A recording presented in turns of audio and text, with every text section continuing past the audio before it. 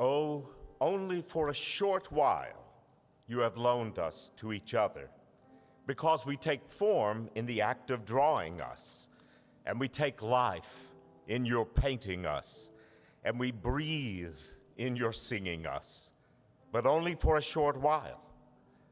You have loaned us to each other, because even a drawing cut in crystalline obsidian fades, and even the green feathers, the crown feathers, as Illich explains, of the Quetzal bird lose their color. And even the songs of the waterfall die out in the dry season. So we too, because only for a short while you have loaned us to each other. Please rise together in body and spirit and join in singing, "Love Will Guide Us."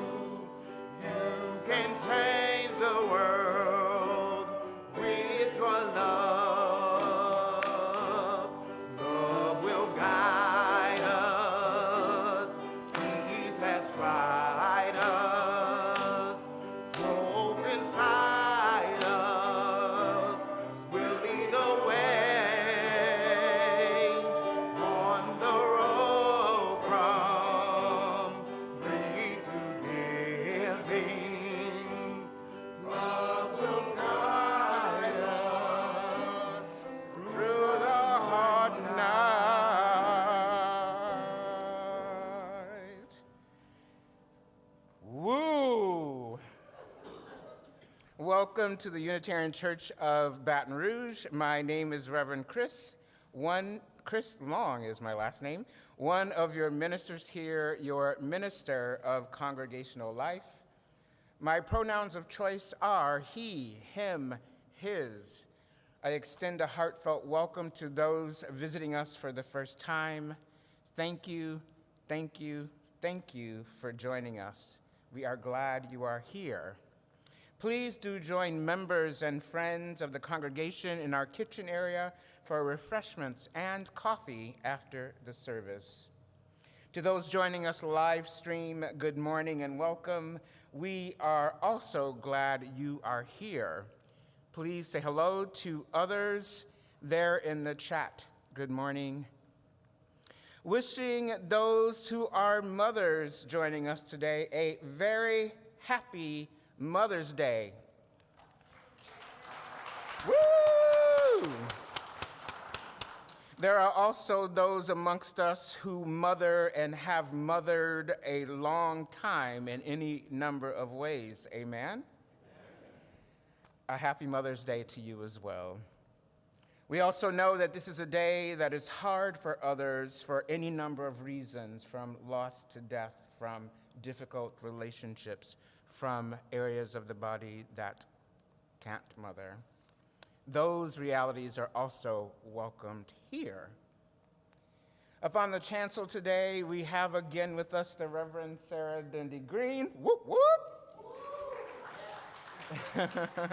She is currently working to support and grow youth and young adult ministries at the Unitarian Universalist Association and is a community minister who lives boldly in an amazing city called New Orleans. Anybody heard of New Orleans? And is working in affiliation with our church. Good morning, Reverend Sarah, and welcome. Our worship associate this morning is George Judy. Our music director who'll be leaning on the keys is Lee Hartman, and our song leader is Nicole Anderson. Toot, brain fart. And we have Roman Garcia. I did say brain fart, it happens. Roman Garcia is in the treehouse. Today we have a couple of announcements. The Sixth Source Sharing Circle will be gathering this afternoon after the second service for drumming, I hear. And because we'll be drumming and it's over 100% humidity. Did I hear that correctly? We're going to be drumming in the sanctuary, so with a little bit of air conditioning. So please do come to gather with the Sixth Source Sharing Circle. Two other announcements. Safety Sundays. Every Sunday this month during adult programming in middle hour, we're talking about safety, the safety of the church. This week, our safety team would like to hear from you. What safety concerns do you have? And they'll be held in middle hour from 10:15 to 11:15 in room 6. Curious about summer programming in middle hour? Yeah. Curious about summer programming in middle hour? Yeah. Well, join Kathy Smith the Saturday of May 20th from 9 to 11 to prepare materials and learn more about Ellery, Mouse Sacred Play for All Ages. I'll say that again. Ellery, Mouse Sacred Play for All Ages. Be here, when is that? Saturday, May 20th from when? 9 to 11. Not a trick question, I swear, but we're going to have some amazing and growing middle hour programming for the lifespan of religious education. Again, good morning and welcome. The sharing of stones ritual here at the Unitarian Church of Baton Rouge is a time in our service where we take pause. We take pause to come forth to share stones to honor the joys and sorrows with this community. Visitors, as always, are welcome to partake in this ritual. This week and every week, those who gather are invited to sign cards for members of the congregation at our congregational care team that is in the kitchen area. Today, we have one stone, George, and I'm sorry I didn't mention this to you. We have one stone of condolence. The stone is for Christine Cook on the passing of her father, Donald Stanley Cook, on May 5th, 2023. We send extra thoughts and prayers for Laura Zolke as she is engaging in a rougher patch at this moment. Laura, we hold you in our hearts now and always. Lastly, we have a card of congratulations to Liz Hamlin and her family on the birth of her grandson, Jasper Lee Hathaway. Yes, give it up, give it up. Jasper was born on May 9th of this year. Congratulations. Those who would like to take part in this ritual, please come forth lining up along the east or west walls of the sanctuary. Our sharing of stones ritual begins.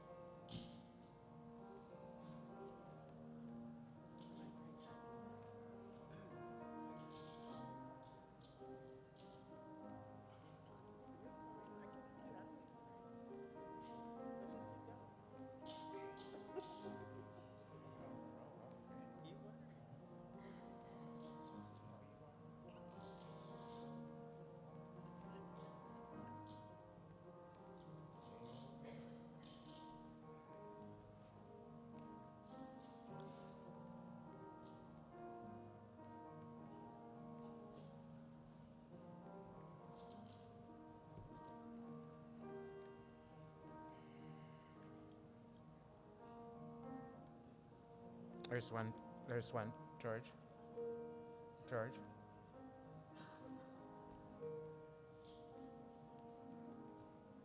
Let us say together our chalice lighting words. With hope to make this a better world, we light this flame. Its light is a symbol of the power of love.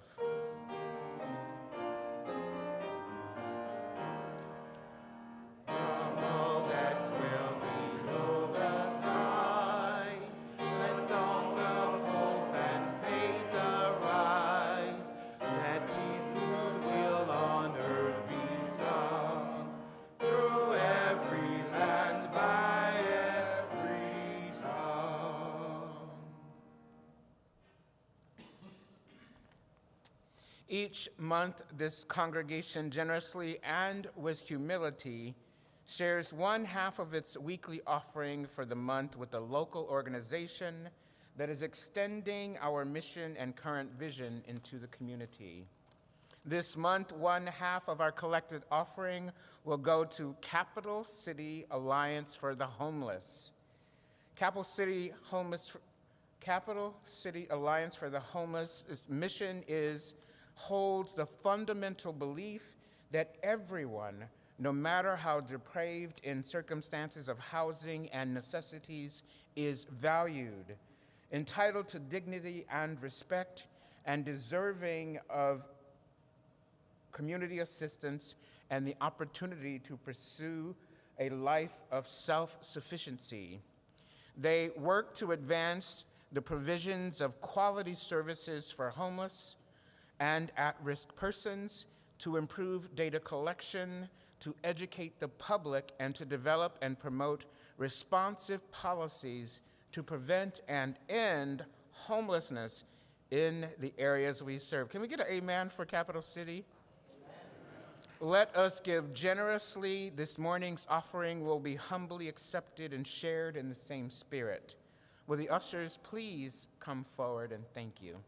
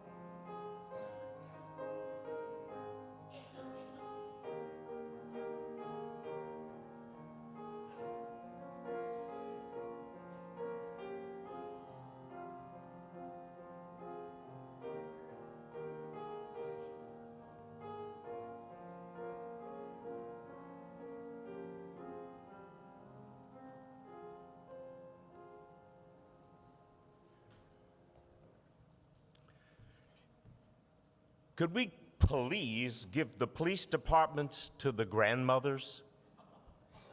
Give them the salaries, the pensions, the city vehicles, but make them a fleet of vintage Corvettes, Jaguars, and Cadillacs with white leather interior, diamond in the back, sunroof top, and digging the scene with a gangster lean. Yes. Let the cars be badass. You would hear the old school jams like Patti LaBelle, Stevie Wonder, Anita Baker, and Al Green. You'd hear Sweet Honey and the Rock harmonizing on Who We Believe in Freedom Will Not Rest, bumping out of the speakers, and they got the booming system, believe that. If you're up to mischief, they will pick you up swiftly in their sweet ride and look at you until you catch shame and look down at your lap. She asks you if you're hungry, and you say yes, and of course you are. She's got a crown of dreadlocks, and on the dashboard you see brown faces like your own, shea buttered and loved up.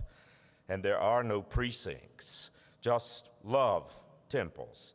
They got spaces to meditate and eat delicious food, mangoes, blueberries, nectarines, cornbread, peas and rice, fried plantain, fufu, yams, greens, okra, pecan pie, salad, and lemonade.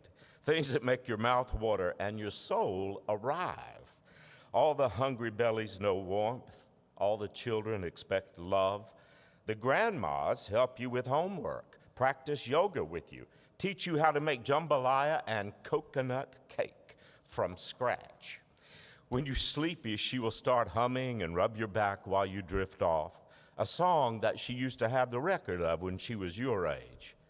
She remembers how it felt like to be you and to be young and not know the world that good. Grandma is a sacred child herself who just circled the sun enough times into the ripeness of her cronehood. She wants your life to be sweeter. When you are wilding out because your heart is broke or you don't have what you need, the grandmas will take your hand and lead you to their gardens, and you can lay down amongst the flowers. Her grasses, roses, dahlias, irises, lilies, collards, kale, eggplants, blackberries. She wants you to know that you are safe and protected, universal, limitless, sacred, sensual, divine, and free. So give the police departments to the grandmas, because they are fearless, classy, and actualized, blossomed from love. They wear what they want, and they say what they please. Believe that. There wouldn't be noise citations when the grandmas ride through the streets, blasting Stevie Wonder, Nina Simone, Marvin Gaye, Alice Coltrane, Jimi Hendrix, KRS-One, all that good music. The kid's gonna hula hoop to it and sell her lemonade made from heirloom pink lemons and maple syrup. The car is solar powered and carbon footprint less. The grandmas designed the technology themselves.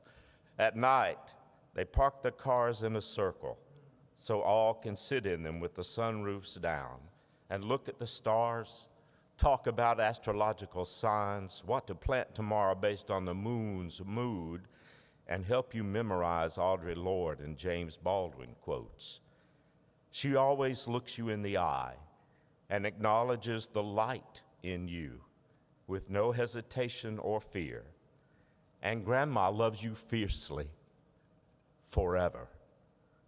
She sees the pain in our bravado, the confusion in our anger, the depth behind our coldness.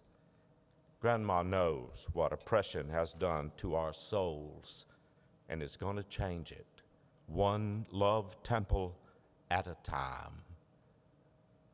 She has no fear. Again, it will ask you to rise in body or spirit and join us as we sing, Life is Worthwhile. I remember this one from last week. It doesn't have to be perfect, just let the words resonate with you. My life is worthwhile by fighting bravely on for those ideals I hold most great and holy. Though evil winds may blow, they will not rock my calm in my soul, which remains both quiet and holy. Take it up. I might be disappointed, I might fall in the fight, but I am sure that my life is worth living. The life which is to come has been my holy shrine. I trust that I have lived a life worth giving. For heaven waits for those whose spirits have won through, but I am sure that my life was worth living. And they will find the sun whose minds has let them rise and stand against the darkness and the mayhem. I might be disappointed, I might fall in the fight, but I am sure that my life was worth living. The life which is to come has been my holy shrine. I trust that I have lived a life worth giving.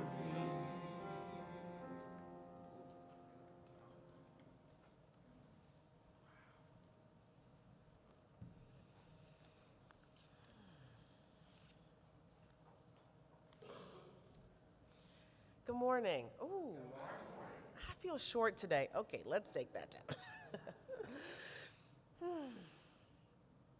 A Mother's Day Sunday. For those of you who don't know me, I am a bit of a rebel rouser or a Sisyphus character. I'm very playful and I like to just mix it up. And so, at the risk of being too scandalous, I thought I wanted to entertain the idea of an anti-Mother's Day. Something that avoided the simplification of celebrating all that mothers do and honed in on the complexity of the day. However we think of motherhood is nothing if not complex, pretty much any way you spin it. But anti or against Mother's Day wasn't the exact angle I was hoping for. As a mother myself, I like some flowers every once in a while. I was hoping for something more like an Anta-Mother's Day, A-N-T-E, or a day where we could talk about who our mothers were before they became our mothers. A day where we could honor all of the journeys that made them the magnificent, but honestly, very confusing people they are. A day where we could talk about mothers with an attention to how they were mothered that puts their mothering in context. Or maybe a co-Mother's Day, where we could celebrate communities with many mothers, where we heard stories of many mothers mothering together. I want a day where mothers can celebrate their villages and speak to the fact that mothering is rarely done alone. We need a day to celebrate the glory of queer mothers, co-mothering. Maybe I really wanted to talk about inter and intra-mothering Mother's Day and celebrate stories of how people have woven their caretaking duties in and out of their other roles. Mothers who are also workers and artists and travelers, mothers who are Greek line sisters or board chairs. Can we have a day where we talk about mothers being pulled in every direction to keep the lights on? Maybe I wanted to talk about post-Mother's Day, the way we talk about post-colonialism. You know, it definitely happened and will never be the same. Posthumous, post-adoption. Can we have a day to talk about what mothering means after trauma and loss? Maybe I wanted to talk about Trans Mother's Day and the gift that it is to watch mothers transform into their most majestic selves. People experiencing gender euphoria through mothering, mothers transforming into grandmothers. Today, I suppose, we'll sit at the roundabout of as much complexity as we can muster. In church culture and when we take a preaching class in divinity school, we talk about wrestling with the text. Usually it's in a biblical context of those really very difficult stories and verses where you're like, this can't mean, did he really say? And you start looking around like, that can't be it, Chris. That can't be in the good book. You wrestle with the text, and it means it's not easy, but you show up to what's there. Julia Howe was the first person credited with the idea of a day honoring mothers. She happened to be a Unitarian, of course. Yeah, that was pretty predictable. Living in Boston, writing and working as a writer, and showing up as a suffragette and abolitionist. As she became a mother and wife, she had a lot to say about being pigeonholed into certain duties and the level of disrespect and foolishness she was expected to endure. In 1870, she wrote the Mother's Day Proclamation, which serves as an anti-war Mother's Day rallying call. It's powerful and convicting and eerily matches the tone of what mothers have to say today about the evil amounts of mass and school shootings in our country today, so many, more than 100 years later. Here's an excerpt from that writing. Let them meet first to bewail and commemorate the dead. Let them then solemnly take counsel with each other as to the means whereby the great human family can live in peace, each bearing after their own kind the sacred impress, not of Caesar, but of God.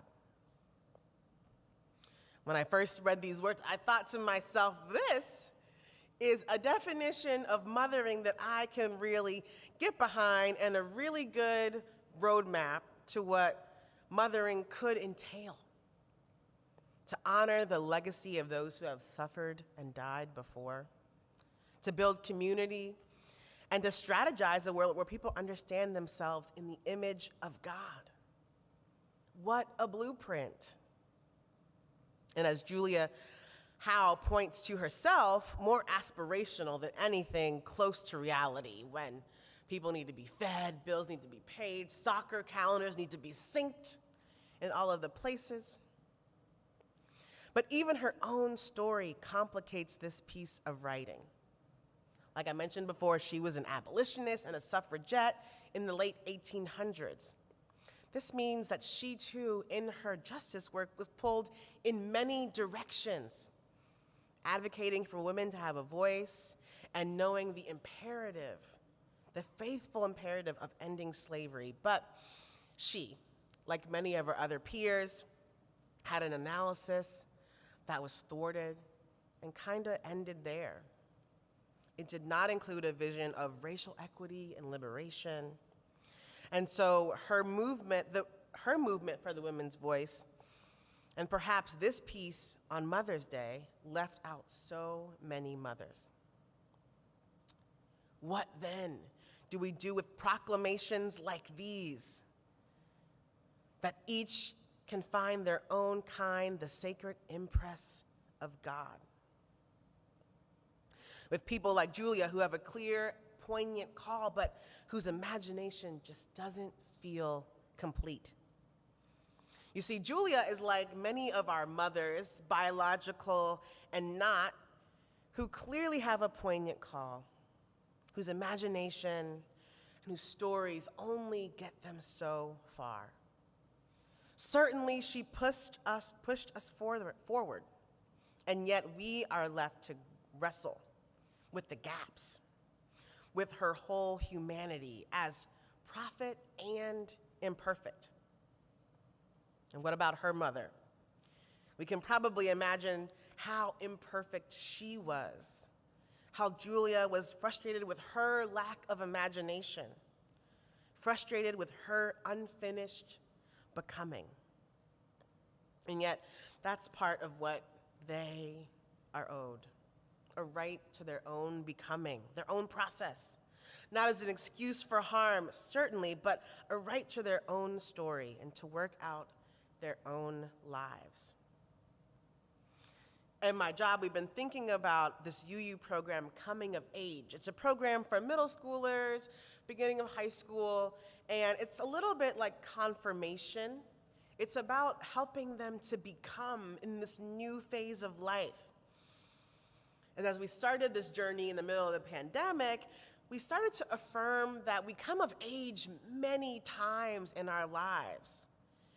And several times, people come of age in the work of caregiving or mothering, when the people that we're looking after transition from toddlers to big kids, or middle schoolers to high schoolers, or on this weekend, from high schoolers to graduates, college graduates.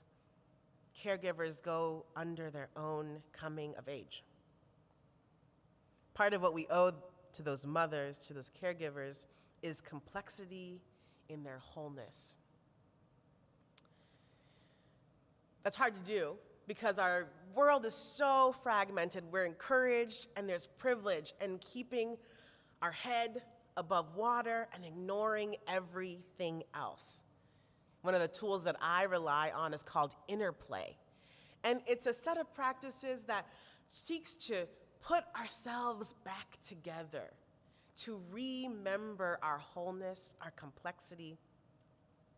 They talk about how we're split. Interplay in our practices help bring us back together. One time I was in a training, and we talked about the physicality of grace. Grace is a strange concept, kind of like mothering, that we're trying to piece together. But even the word grace is soft, like a pillow, a quilt on which to land. And so this phrase, physicality of grace, was curious to me. What does grace feel like in our bodies? And how much grace can we give others when we have that experience? I want to try a form. To be quite honest, I made it up. It's my favorite thing. We're going to try bathing in grace.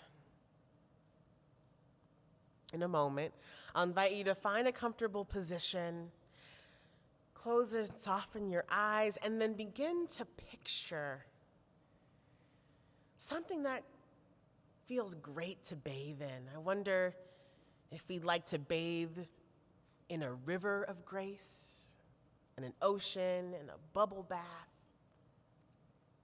And this is a movement activity, so in a moment I'll invite you to literally splash the water on you. Maybe you put the water on your hair, on your shoulders. Maybe you wash your hands. And as we're taking this bath in grace, I imagine to just be overwhelmed, to let it fall over you. Whatever you think of when you hear the word grace. Now is the moment. Well, I'll invite you to get comfortable and start bathing yourself. Imagine water all around you. Invite you to play. Maybe you feel like splashing. Maybe you feel like soaking. Maybe you feel like washing your face. And actually do it if you feel comfortable. Actually bathe.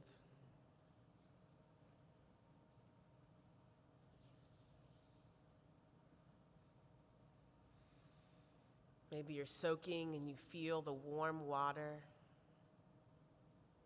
holding you, helping you to float, perhaps just a bit lighter.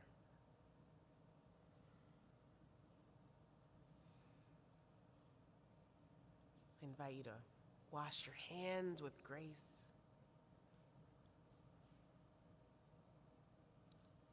Put grace behind your ears.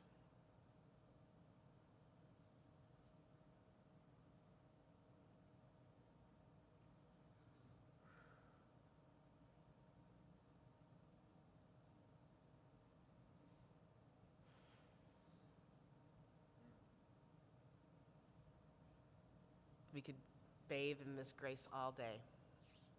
I invite you to come back to this space.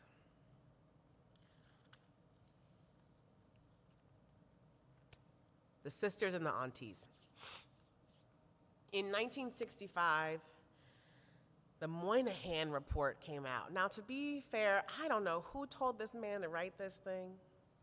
It was fairly unhelpful to document where we first see a racialized image of the welfare queen as this black poor mother who was working the system. We see black families being pathologized as something that is a product of a sickness, something that's wrong. Its impacts are wide and far, impacting policy, culture, up until today. But although the Moynihan report is but a marker, it is a marker of a larger project that continues this legacy of offense of how people of color, the global majority, Southern people do family and build mycelium networks of support for one another. You know, often when we hear about the history of family separation, whether it be concentration camps or slavery, we talk about fathers being taken away or mothers being taken away. But it takes apart whole networks. We separate the aunts and the sisters. But this is a project that has been in the works for a long time. This idea of the nuclear family has been around since a long time. But perhaps a marker that I can name is industrialization. I started thinking about how Industrial Revolution and this nuclear family went side by side. See, I think the nuclear family was created and prioritized and privileged for an enclosure and efficiency of wealth building. It makes legacy, it makes heirlooms and inheritance streamlined, efficient. And that same sort of energy we see in the industrialization of our lives, this maximizing production of our foodways, of our wealth, of our money, of our labor. But luckily, we have memories of ancient ways. Maybe you've heard about the 3 sisters. It's an indigenous way of planting crops together, namely corn that grows tall and strong, peas that are nimble and climb up the corn, and pumpkin or a squash that covers the ground, that suppresses weeds. They were gifted to us, and they turn our attention to collaboration, interdependence, collective thriving. Sure, you can monocrop corn, but it's missing out on that richness, that mycelium network of support that our aunties and our sisters have thrived in. But then I came across another collection of crops that had a name that I had never come upon before. They were called the power aunts or the power aunties. And I was like, oh, my attention is captured. The power aunts. This is a name given to crops and seeds that were carried across the Atlantic from Africans that were going to be enslaved. And it's 4 crops that people took their seeds and braided in their hair and planted here on these lands. The power aunts are rice, peas or beans, watermelon, and okra. I mean, what more do you need? Can you eat all of those all day, all the time? Yes. The rice helped us create wealth and sustenance. I could eat rice, y'all, 5 times a day. They fill our bellies. It's the kind of thing, the food that sticks to our ribs. The peas or beans, they called a baroness of biodiversity. They help fix the soil with their nitrogen, putting nitrogen back in the soil so that other things can grow, so many things can grow. And then watermelon, the Duchess of delight and hydration, so that we can keep going. Take that one more step. These are the foodways that I think of when I think of the sisters and the aunties. What I love most about the aunties and the sisters is their ability to say things our mothers and grandmothers can't. The finesse, the suavecito, listen here. I know you want to be grown or think you know, but try this. The way that the sisters and the aunts can just slide that piece of paper, not to embarrass you, but to make sure you have what you need. They do the things that the farmers or the mothers can't. Another one of Interplay's principles or practices is one of affirmation and appreciation. This is to help people feel seen. And so our next and last Interplay practice is going to be a dance on behalf of. So I want you to think of a sister, an aunt, or a likewise figure in your life that helped do that and helped build that network of support for your family, for your people. I'm not too attached to whether this person was blood related. No.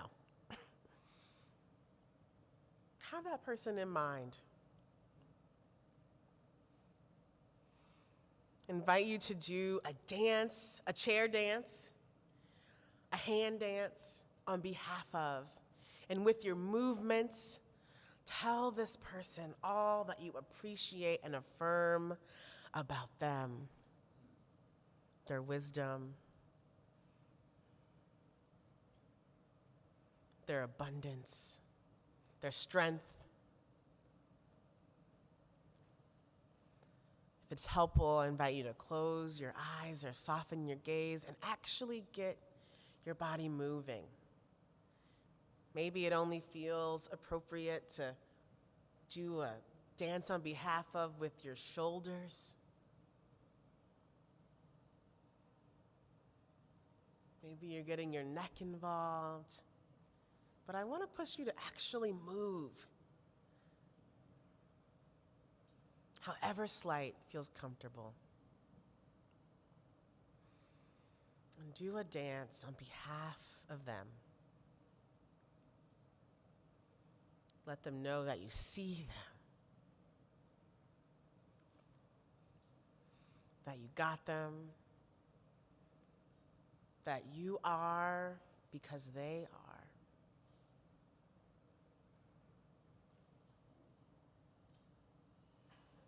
Let them know that you received their lessons, their blessings.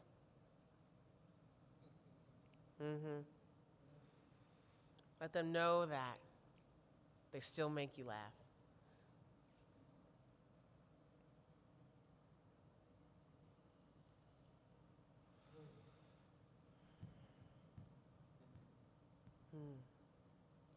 And let this dance on behalf of them find a place of stillness, a place to close.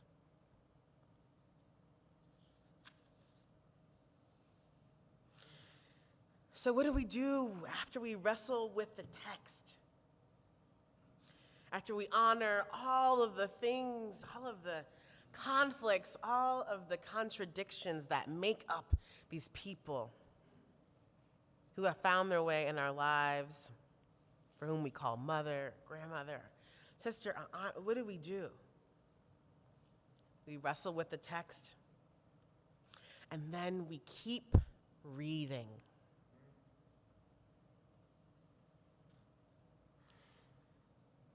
As we approach these days, Mother's Day, Father's Day, I want to affirm that we have choices to make. We have choices. We get to decide what this day is going to be for us. And guess what? There's no wrong answer. If this is a day of grief, that is the right answer. If this is a day of celebration, that is the right answer. If this is a day of anything in between, we get a choice. We get a choice to honor them, to honor ourselves. We get a choice to mend the split, to move towards wholeness, to honor the wholeness of others. We get a choice to take space or to move closer. I think we also get a choice to set the table for the day. We get a chance to decide how we want to show up to this day and how we want to stay open to connection. As our mothers and our sisters and our aunts are becoming, so too are we. And I'd like to think that on some days, on some years, we owe ourselves the chance of connecting again. Perhaps as new people, perhaps the people who have come of age many, many times since our last meeting. And then we get a choice to serve love.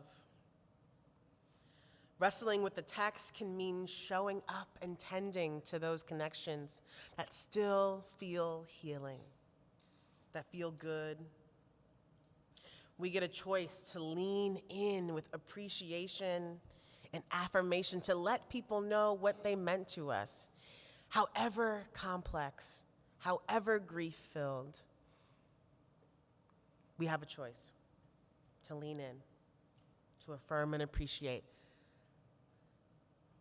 I want to end with a song, and I think I do this thing where I end a sermon with a song and then we sing another song, but hope you don't mind. It's a song that I learned from a friend to Unitarian Universalist. Her name is Melanie DeMoore. And she sang this song she wrote while singing her sister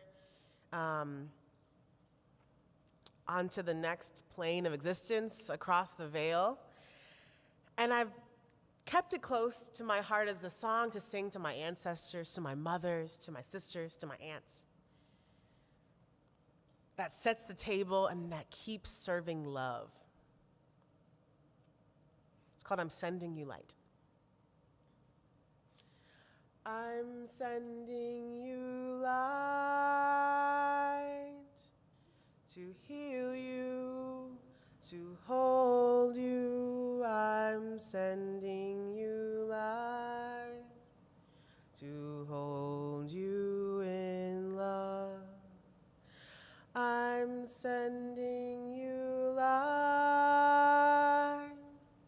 to heal you, to hold you. I'm sending you light to hold you in love. One more time. I'm sending you light to heal you, to hold you. I'm sending you light to hold you in love. May it be so. Please join me in singing another song, One More Step.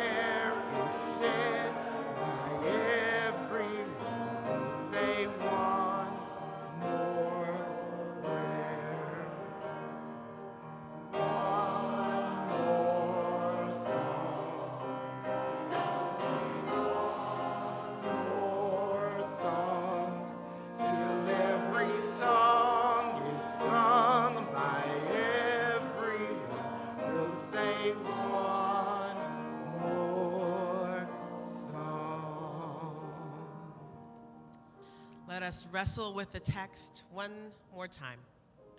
Let them meet first to bewail and commemorate the dead. Let them then solemnly take counsel with each other as to the means whereby the great human family can live in peace, each bearing after their own kind the sacred impress, not of Caesar, but of God. May it be so. Amen and Ashe. Amen.